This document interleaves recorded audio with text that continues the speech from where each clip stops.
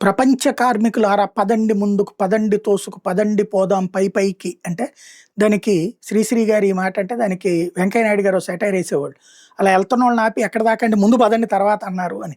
అట్లాగా ఇప్పుడు పాపం భారతదేశంలో కార్మికులు వాళ్ళతో కలిసి పోరాడుతానే ఉన్నారు గానీ, వాళ్ళకి ఏ న్యాయము జరగట్లేదు. తాజాగా ప్రపంచంలో లెక్క తీస్తే అత్యధికంగా పనిచేస్తున్నది భారతీయులు. అతి తక్కువ వేతనాలొస్తున్నది భారతీయులకే.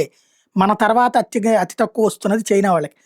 మనం రూ. 8,000 మన దేశంలో సగటున ఒక కార్మికుడు సంపాదిస్తోంది. వారానికి 46.7 గంటలు పనిచేస్తున్నాడు. ఇది మన దగ్గర.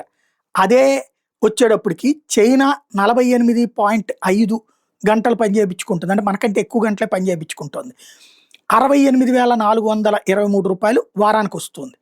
మరొక వైపున జపాన్ వాళ్ళు 40 గంటలే పని చేయించుకుంటారు. రూ. 78,775 వస్తుంది వారానికి ఆళ్ళకి.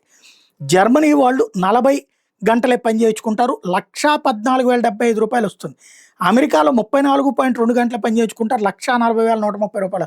అందుకే మనోళ్ళు అక్కడికెళ్ళి ఏ పని చేసుకున్నా పర్లేదనుకుంటున్నారు. ఈ లెక్కన చూసుకొని 4 వారాలకి దాదాపుగా 4,00,000 4 4 16 5,60,000 మామూలు కార్మికుడు పని చేసుకున్నా కూడా డబ్బులొస్తున్నాయి. మన దగ్గర వచ్చేటికి 8,000 వస్తుంది.